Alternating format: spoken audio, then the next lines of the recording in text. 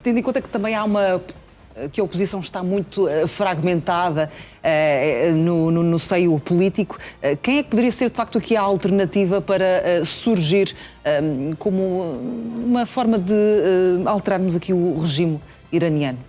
Enfim, eu já acabei de o dizer, eventualmente o atual presidente poderia exatamente. ser... Mas eu falava aqui da oposição que está muito fragmentada e que dilui muito esta alternativa e a possibilidade de alteração na política do país. O grande problema, ou um dos grandes problemas, é exatamente esse, é que de facto, e eu reitero aquilo que disse, o Shah não é, o filho do Shah, peço desculpa, não é propriamente uma figura extremamente consensual dentro do Irão. Poderá reunir, enfim, está tudo em aberto, como foi dito, isso obviamente é claríssimo, e poderá reunir um conjunto circunstancial de apoios, mas eu diria que, mais uma vez, há uma lembrança, digamos assim, pelo menos da faixa etária mais antiga, mais idosa, daquilo que foi a parte final, e reitero outra vez, a parte final do regime do Shah não foi propriamente, digamos assim, nada, digamos, democrático, porque senão isso não teria levado, digamos assim, à rejeição dos Estados Unidos, tal como eles são vistos agora. Essa questão que também aqui referiu, que no Parlamento iraniano houve gritos de, enfim, anti-Estados Unidos da América, refletem um pouco isto que eu estou a dizer. Ou seja, os iranianos, de facto, querem uma transição, querem uma mudança significativa deste regime opressivo, teocrático, não respeitador dos direitos do homem, mas não querem necessariamente que voltemos ao pré-1979. E, portanto, querem eventualmente algo mais aberto, uma transição que lhes permita ter um outro tipo de futuro à sua frente. Se eventualmente isso poderá ser protagonizado circunstancialmente, repito, pelo filho do Shah, é uma hipótese. Outra hipótese é, eventualmente, haver uma transição mais suave, se quiser, uma evolução na continuidade, em que o atual presidente poderia ter um papel aí, dado que ele é visto como, digamos, menos radical do que Ali Khamenei. E, portanto, são aqui duas hipóteses que estão em cima da mesa, como é evidente. Esperemos que, acima de tudo, que isto não descambe num banho de sangue, porque, eventualmente, também já temos experiências anteriores em que isso aconteceu. E, olha, não é preciso ir mais longe, basta olhar para a Síria ou para a Líbia, por exemplo, que são também situações análogas. Muito bem. Mudando de tema, falamos agora da Venezuela, numa altura também que, ainda ontem à noite, os Estados Unidos lançaram um alerta aos cidadãos norte-americanos para que não viajem para a Venezuela e que tenham atenção se o fizerem, até porque há aqui o risco de uma possível emboscada por parte de forças paramilitares na Venezuela. Estamos aqui também perante alguma inquietação neste momento na Venezuela por forças que estão ainda dispersas no país.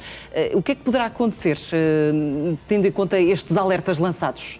O que poderá acontecer, quer dizer, percebe-se perfeitamente que estamos numa situação de guerra, não é? No fundo. Agora, os próprios venezuelanos que estão nos Estados Unidos recusam-se a regressar à Venezuela, até disseram que não se sentem capazes de voltar ao seu território natal, exatamente porque não têm nenhuma garantia de segurança. No fundo, o regime de Maduro continua. Portanto, é natural, retirou-se Maduro, mas ficou lá a vice-presidente, que agora é a presidente interina, e também temos aqui uma outra situação, que é a possibilidade de Corina tomar alguma dianteira, porque não será por acaso que ela irá falar com... Na próxima semana já. Na próxima semana já com Donald Trump.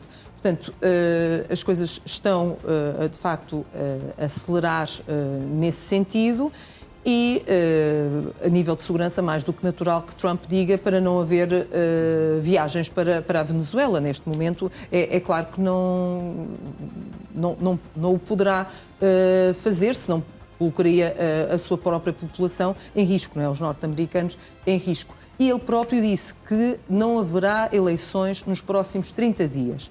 Portanto, há poucos dias ele nem falava em eleições, não sabia se os Estados Unidos iriam ficar 6 meses, 1 ano ou anos a controlar o território. Agora já vem dizer que não serão nos próximos 30 dias. Portanto, talvez ele tenha em mente, isto nós nunca sabemos quando se fala em Donald Trump, quem sabe ele não estará já a pensar em algum acordo com Corina ou até em outras hipóteses para os próximos meses. Tudo estará em aberto. Vai ser também uma semana de encontros, não só com Maria Corina Machado, mas também com elementos que fazem parte do governo venezuelano, nomeadamente Delcy Rodrigues, que deixou já aqui antever alguma aproximação com os Estados Unidos. De facto, vai ser interessante esta semana que se avizinha, porque eventualmente até as duas poderão encontrar na Não Casa sabemos Branca. ainda, não é? Enfim, esperemos que sejam dias diferentes. Dado que Maria Corina Machado vai ser recebida por Trump, não sabemos se lhe vai oferecer o Prémio Nobel da Paz. Já sabemos que o Comitê Nobel não é possível fazê-lo. já veio dizer que não é possível. Enfim, não era preciso o Comitê Nobel vir dizer isso. Nós sabíamos que isso era absolutamente, enfim, inviável. E Delcy Rodrigues também se irá encontrar.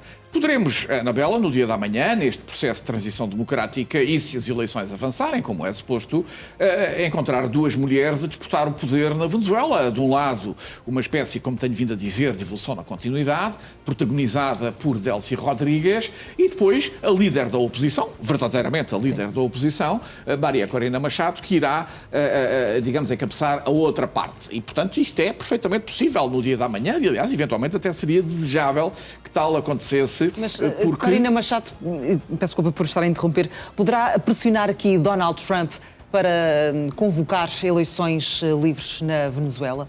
Eu penso que sim, que é esse o interesse dela. Aliás, toda a legitimidade dela advém daí. Repare que ela só não foi a candidata da oposição porque foi impedida, digamos, pelo regime de que tal acontecesse, e daí ter sido substituída pelo outro candidato que ganhou as eleições, efetivamente. E, portanto, o que é que temos agora? Temos ela que continua a ser o símbolo da resistência venezuelana, que irá, obviamente, pressionar Donald Trump para que tal aconteça, porque não se concebe um processo de transição democrática sem eleições, que, eventualmente, não serão nunca, obviamente, em 30 dias, mas que haverá um prazo para que se normalize a situação, coisa que não vai ser fácil, como temos visto, mas, enfim, já temos também outras situações similares em que tal aconteceu. Eu chamo a atenção também para a questão económica. A questão económica aqui é absolutamente fundamental, porque esta reunião ontem de Donald Trump com os executivos das companhias petrolíferas americanas, em que aparentemente Donald Trump os, digamos, tranquilizou relativamente à sua volta para a Venezuela e para investirem na Venezuela, isso não foi exatamente assim, porque depois esses mesmos executivos saíram dessa reunião e em entrevistas que deram a canais económicos, como a Bloomberg e outros, vieram dizer que estão muito, digamos, inseguros e pouco tranquilos face a esses investimentos que a Venezuela tanto necessita. E porquê? Tendo em conta que são investimentos que vão demorar muitos anos. Ora, aí está, Anabela, precisamente, vão demorar 5, 10 anos e daqui a 3 anos, 4, Trump já não estará na Casa Branca. E, portanto, nós não sabemos quem é que será o seu sucessor e não sabemos se terá exatamente as mesmas ideias que ele tem agora. E, portanto, obviamente, para uma empresa multinacional, internacional, o pior que pode haver é a insegurança, é a incerteza, e há ainda por cima o precedente de essas mesmas companhias já no passado terem sofrido sistematicamente nacionalizações dos seus ativos na Venezuela, nomeadamente a última, por exemplo, foi com Chávez. E, portanto, obviamente que estão altamente reticentes em agora avançarem para investimentos brutais, ainda por cima, que são precisos para revitalizar a infraestrutura petrolífera venezuelana outra vez. É um sentimento de desconfiança que também vai, neste caso, no setor petrolífero, que é o grande foco de Donald Trump neste momento.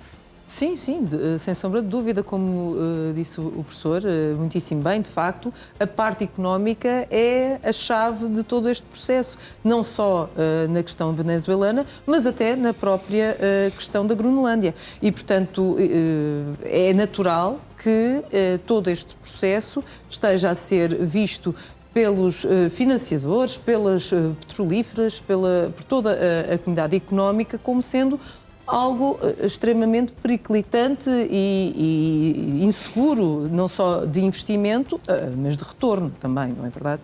E, portanto, está tudo sobre a mesa e os próximos tempos vão ser muito complicados a esse nível. E há também aqui novas informações, porque o filho de Nicolás Maduro terá falado com o pai e ainda ontem, numa mensagem aos deputados do Partido Socialista, aos elementos do Partido Socialista, disse que o pai está bem e que terá pedido para ninguém ficar triste.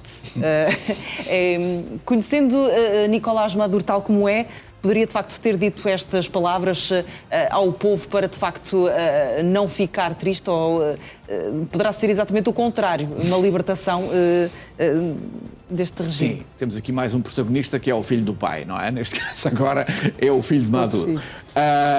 Enfim, não sei se Maduro terá efetivamente dito isso ou não, enfim, mas não me parece que seja também algo que ele não pudesse dizer. O que vai acontecer agora, como sabemos, na questão do seu julgamento em Nova Iorque por um tribunal americano, a próxima sessão vai ser a 17 de março.